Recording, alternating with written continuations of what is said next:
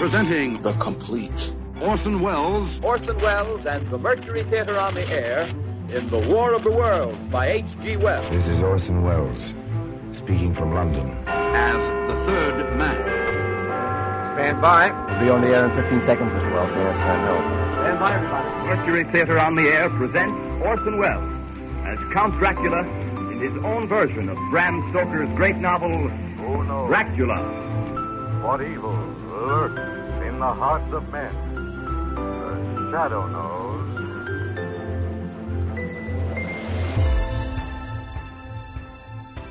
Hello world, welcome to The Complete Orson Welles, brought to you by Dwayne Old Time Radio. This podcast will feature various classic radio programs ranging mostly from 1936 to 1952 that Orson either produced and directed, was featured on, or starred as a guest. If you enjoy my podcast, you can subscribe to receive notifications of new posts. Subscribing is free and only takes a moment. New episodes are posted weekly. If inclined, please leave a rating and or review on your preferred podcast service. Thank you for your support. Hope you enjoyed the genius of Mr. Welles. Suspense is this week's drama, with Orson Welles as the guest. The drama is titled The Dark Tower, which aired May 4th, 1944.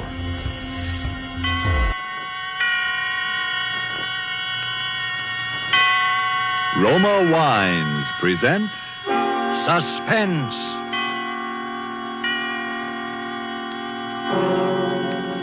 Roma Wines, made in California for enjoyment throughout the world. Salud. Your health, senor. Roma Wines toast the world. The wine for your table is Roma Wine, made in California for enjoyment throughout the world. This is the Man in Black, here to introduce this weekly half hour of Suspense. Tonight from Hollywood, we bring you Mr. Orson Welles. Mr. Welles will appear as star of the suspense drama called The Dark Tower, from the play by George S. Kaufman and the late Alexander Woollcott. But before we raise the curtain on this evening's tale of suspense, here is a message from your host, the Roma Wine Company of Fresno, California. Let us picture a scene in the fashionable restaurant El Patio in Havana, Cuba. From the next table, we hear a Cuban judge of fine wines describe in glowing terms the wonderful climate and soil of our own California. When his American guest points out that his Cuban host has never been to the United States, the Cuban answers, "Well, it's true I've never visited your California, but from only such perfect wine country could come sherry of such superb quality as that we have enjoyed, Roma, California sherry." Yes, by their example, wine connoisseurs of many other lands tell you that in Roma wines are all the great qualities that must be present in a wine for great enjoyment. It's for this reason these wine experts of other lands import Roma wines from great distances to be enjoyed as a rare luxury.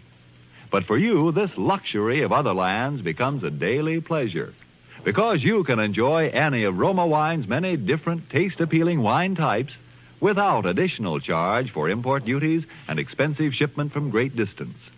These two great Roma wine features, superb quality and small cost, have made Roma wines America's largest selling wines. I'll spell out the name for you. R-O-M-A, Roma Wines, made in California for enjoyment throughout the world. And now with The Dark Tower, and with the performance of our star, Orson Welles, as that noted actor, Damon Wellington, scion of the celebrated royal family of stage and screen, we again hope to keep you in suspense.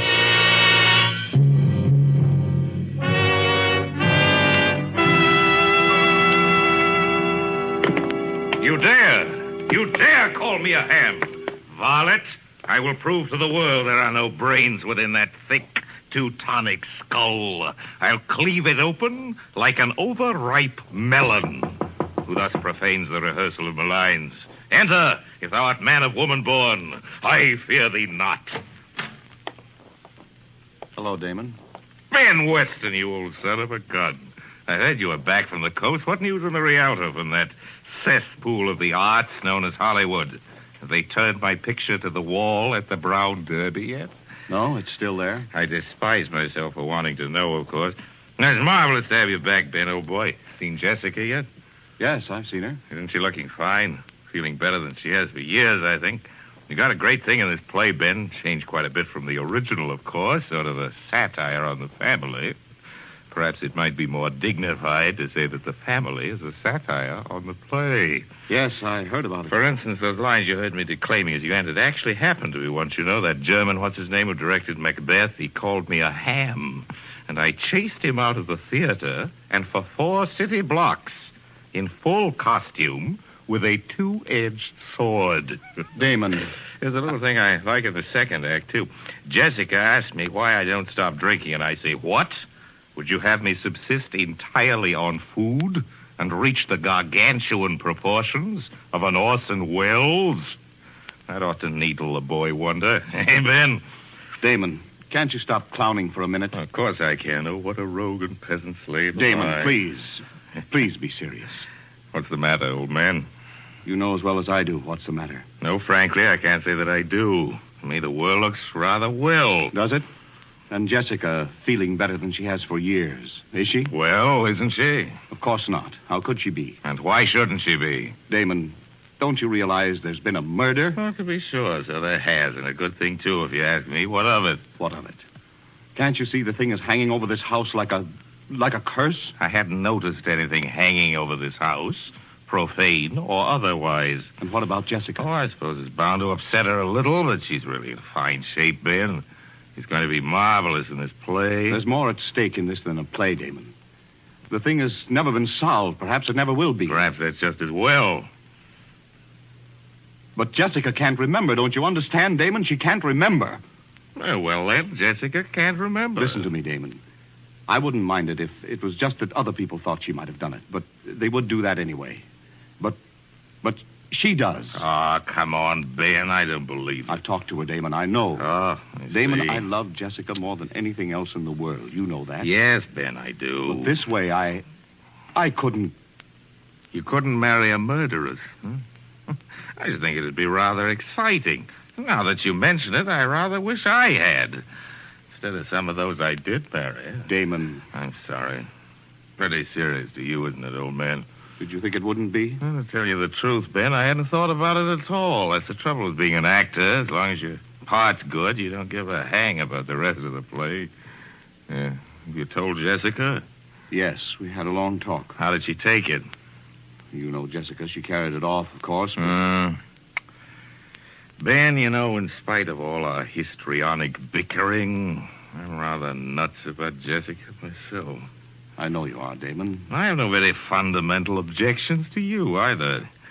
I would describe you, my dear Benjamin, as adequate. Thanks. So I think perhaps you and I'd better have a nice, long, heart-to-heart talk. What good will talking do? I think if you'll do the listening and let me do the talking, you'll see. Lend me your ears. I will a tale unfold.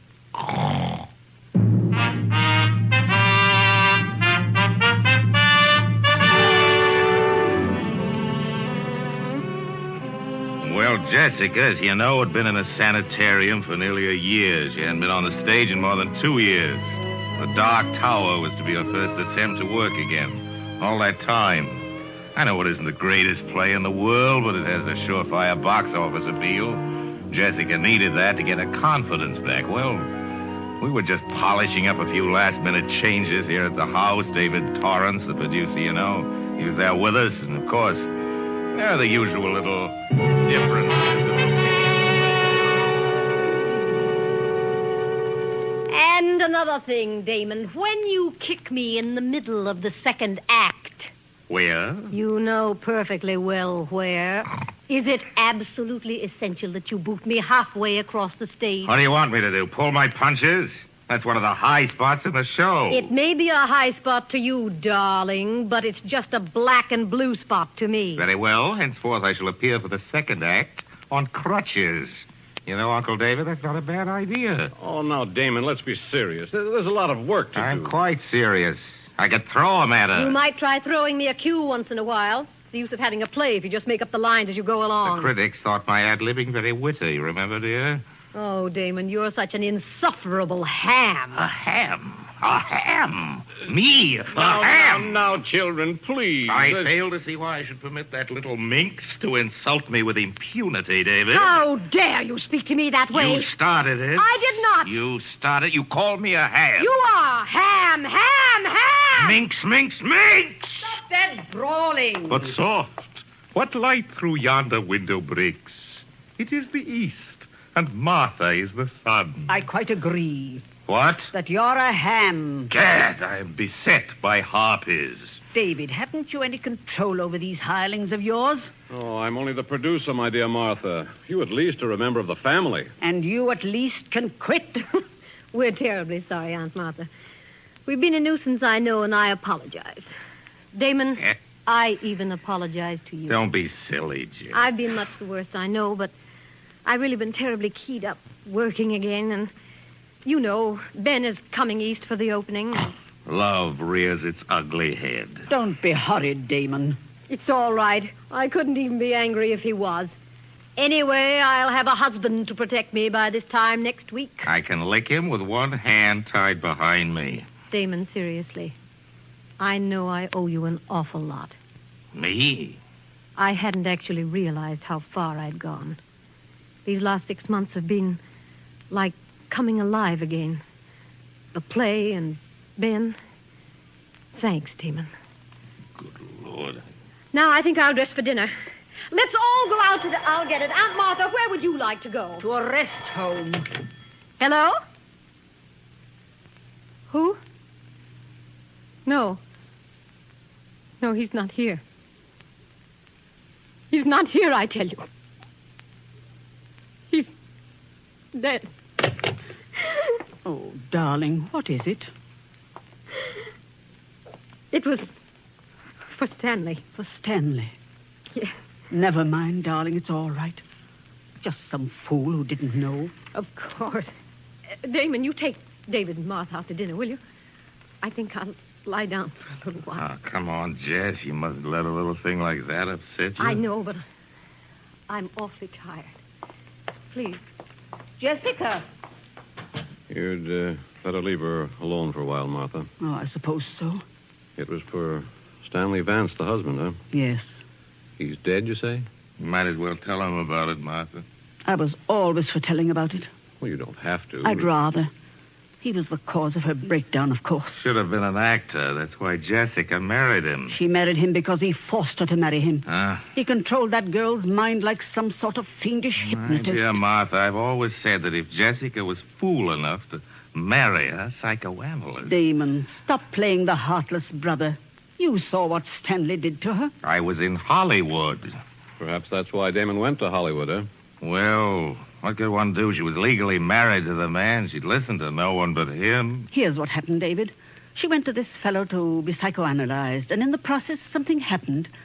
I don't know what it was, but Vance acquired a power over Jessica's mind that was utterly inhuman. He married her quite frankly to have her support him. Then he found he'd overplayed his hand and sent her into a complete mental collapse. When he found he couldn't snap her out of it, and she was no longer a source of revenue to him, he simply decamped. You say Vance is now dead? We heard the happy news about 6 months ago. Some public benefactor had shot him. I've always meant to look that fella up. From that very day, she began to get better. From the moment she heard the news, it was as though a spell had been lifted. And now she's practically all well. You know, it's odd at that, someone phoning for him after all these months. Probably the sheriff just catching up. Oh, I wonder who that could be. Damon, you don't suppose... I'll go. It may be a peasant with a petition. Good evening. My dear Martha, you are positively psychic. The Honorable Stanley Vance. Thank you.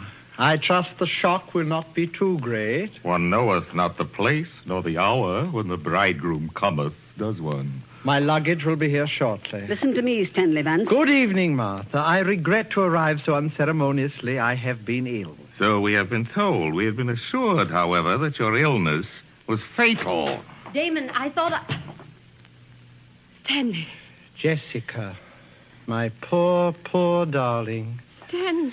Oh, but you're ill, my dear, aren't you? You're ill. You should be resting. You're tired and exhausted, aren't you? Terribly, terribly tired. Yes. I am tired. Oh, great. Terribly tired. I'll take you up to your room, darling. I take it we still have the same room, Martha. Listen to me, Stanley Vance. The poor girl, you can see how weak she is. If you think you're going to stay under this roof for a single minute, get out! Very well. Get out! Very well, if you insist on being inhospitable, Martha. You'll pack your things, Jessica. We'll go to an hotel. Yes. Yes, Stanley. Jessica. But I'm so tired. Will you help me, Stanley? Of course I will, my dear. Come along. Stanley. Yes, Martha? All right, Stanley. You win. You're asking us to avail ourselves of your hospitality, Martha. Yes, you can stay. That's very sweet of you, Martha. Isn't it, darling? Yes. Yes, Stanley. But somehow, someday, there'll be a time of reckoning for you, Stanley Vance. And until it comes, keep out of my sight. The pleasure will be all mine. Come, darling. We'll go to our room now. Yes, Stanley. Damon. Yes, my aged auntie. Damon, what are we going to do? I don't know what you're going to do, Ducky. But I'm going down to the Lambs Club and have a quadruple scotch and soda.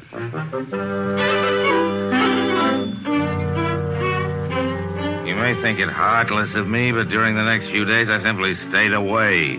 I think you'll understand my reasons later. As for Jessica, she was, of course, completely in his power again, and about a week later there appeared upon the scene a gentleman who was destined to play a very substantial role in our little drama. I think you've already met him, at least on one occasion. I'll get it, Jessica, darling. Hello? No, Mr. Damon Wellington isn't here. Can I take a message, please? Mr. Max Hartsfeld. Hartsfeld. I'll tell him you called, Mr. Hartsfeld. I really couldn't say. Well, you can come up and wait if you like, of course, but I can't promise he'll see you. Very well, goodbye. Jessica? Yes, Stanley. Do you know any friend of Damon's named Max Hartsfeld? No, Stanley. He seemed extremely eager to see him. He said he'd come up here and wait. Oh, I see. It's no matter. Tell me, darling, have you been feeling a little stronger these last few days? Yes.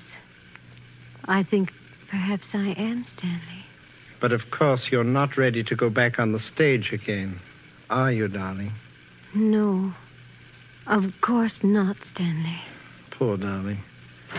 No more love, no more.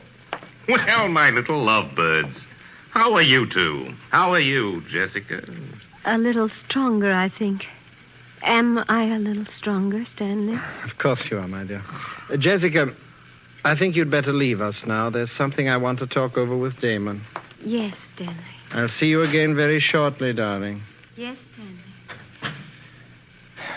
Well, Damon, I've been wanting to talk to you for some time. Really, I wish I could say the same.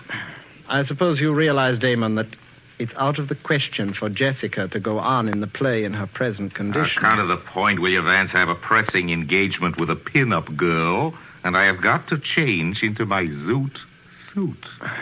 No, seriously, Damon, I know that you somehow connect me with Jessica's condition. By an odd coincidence, I do. What of it?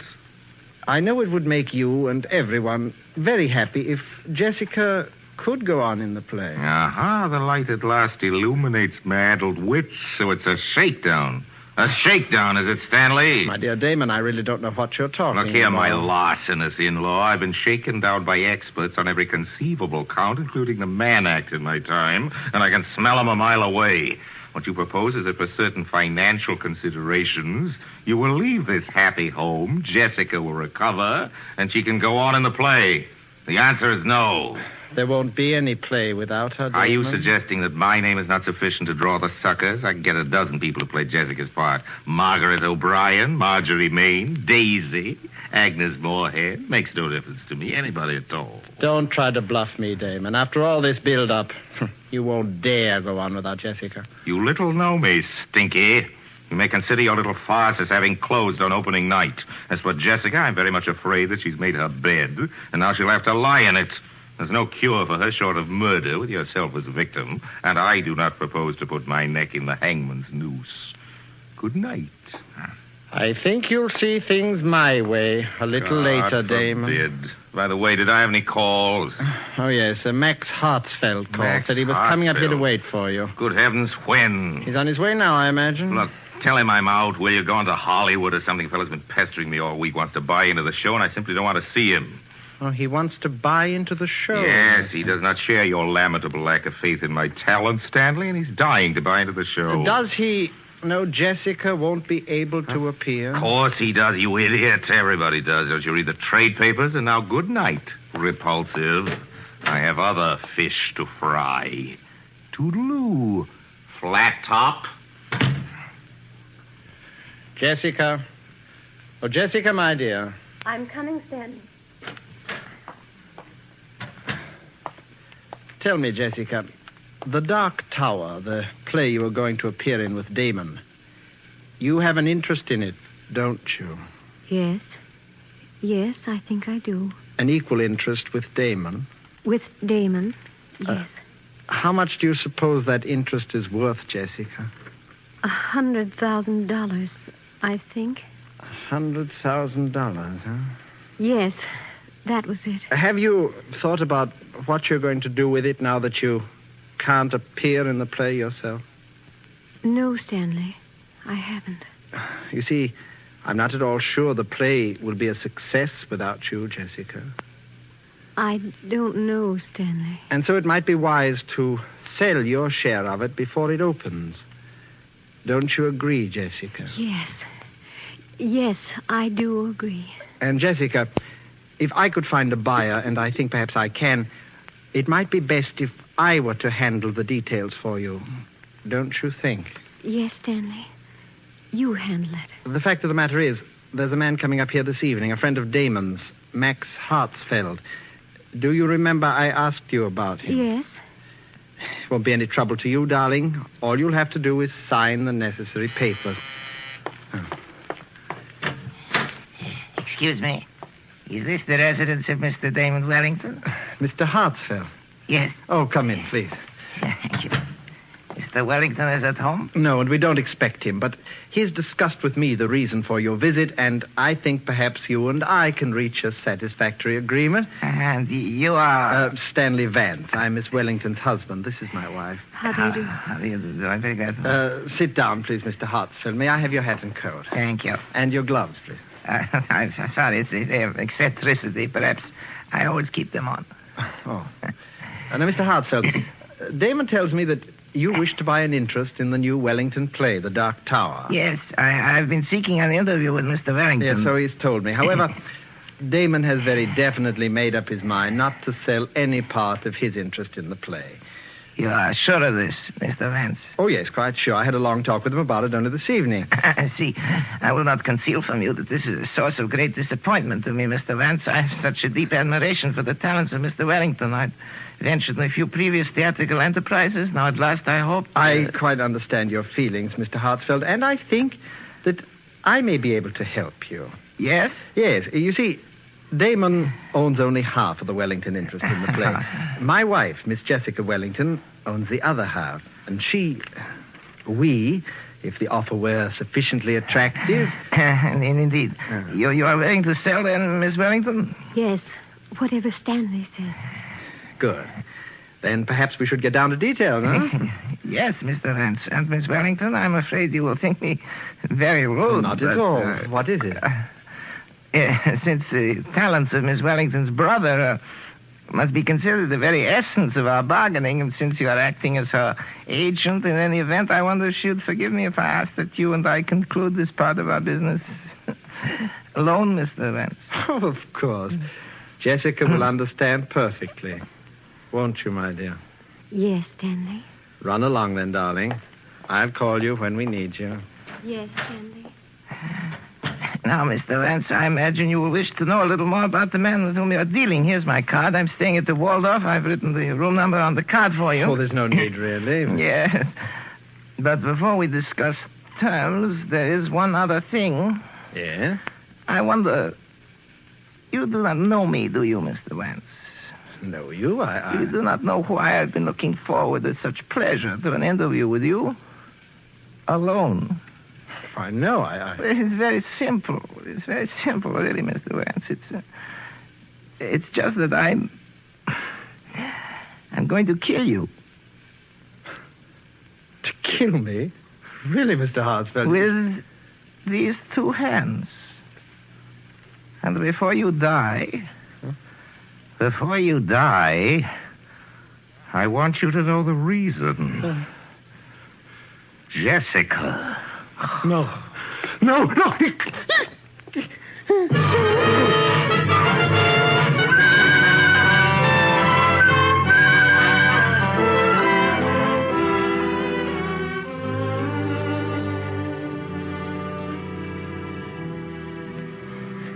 So you see, Ben, there is your murderer, Mr. Max Hartsfeld.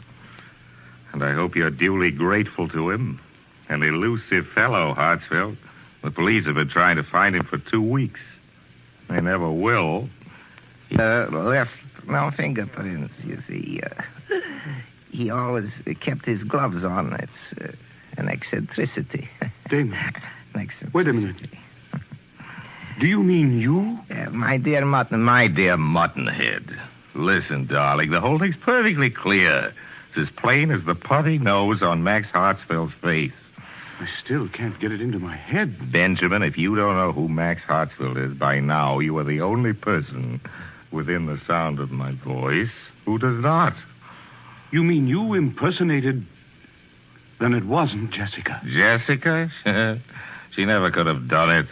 The girl has talent, but no genius. But Damon, murder. Murder, he says. Dear friend, you share with me a guilty secret. Your lips are sealed. Come, in the words of Hamlet, never, so help you mercy. Note that you know aught of me. Swear by my sword. What? Swear! I swear. Well said, old mole. Well, I think that winds up the case, Watson. Jessica will receive by registered post a signed confession by Max Hartsfeld, bound in vellum. That should end her worries. You may consider it as my wedding present. It will be a work not without literary merit, although written lefty. I should prefer it to be published posthumously. I look forward to a long and brilliant career in the theater. I should not care to terminate it abruptly upon so paltry a characterization as the late Max Hartsfeld. Music. Curtain.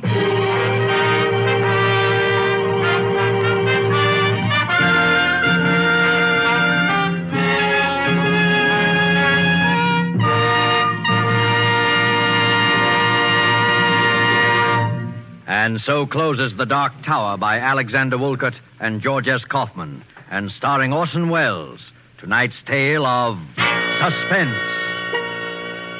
Suspense is produced and directed by William Spear. If we could bring to this microphone a man typical of all Roma wine dealers, this is what he might tell you. I sell a lot of the good Roma wines. They are, you know, America's largest selling wines. My Roma wine customers, I've noticed, are sociable people who enjoy entertaining friends. Talking with me, they give a lot of credit for the success of their entertaining to the enjoyable Roma wines they serve. They're thrifty people, too, these buyers of Roma wines. What else could offer so much enjoyment for so little cost? Only pennies a glass by actual check. Now, that doesn't leave much for me to add, except this, perhaps. If you are not already one of the millions enjoying Roma wines regularly, make your own taste test of any of Roma wine's many different taste-delighting California wine types, such as the delicious tangy Roma Sherry, or the hearty Roma Burgundy, or the sweeter, heavier Roma Port, and discover for yourself why Roma wines are winning international praise, voiced in this phrase. Roma wines are truly magnificent. Let me repeat the name, R-O-M-A, Roma wines. Made in California for enjoyment throughout the world. This is Orson Welles, ladies and gentlemen. Next week's Suspense will, as is its policy from time to time, do the unexpected in the way of casting. Because you're going to hear the country's leading comic juvenile, Mr. Eddie Bracken, as a dramatic actor. I look forward to hearing that. I know you do, too. Insure your baby's future by insuring your country's future. Buy war bonds for your baby today. Don't forget then, next Thursday, same time, you will hear Eddie Bracken in Suspense. Presented by Roma Wines. R-O-M-A. Made in California for enjoyment throughout the world. This is CBS, the Columbia Broadcasting System.